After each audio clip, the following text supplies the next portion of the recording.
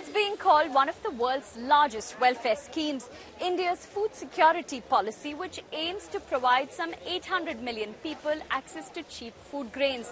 Under the scheme, the government wants to make food a legal right and wants to provide nearly 5 kilograms of grain to two-thirds of the population at a subsidized price.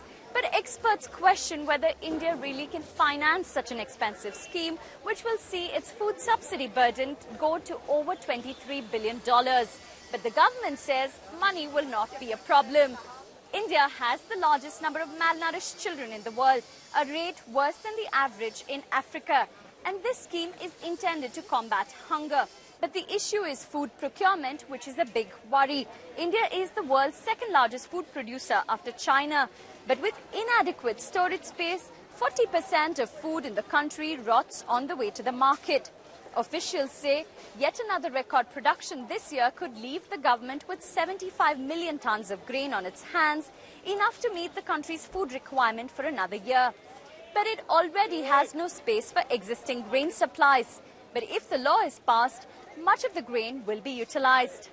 Many question if the government can really undertake such a large-scale distribution of food when its existing systems are already struggling.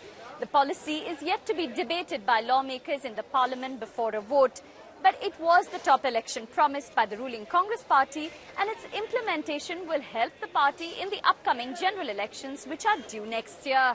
Shilpa Kannan, BBC News, Delhi.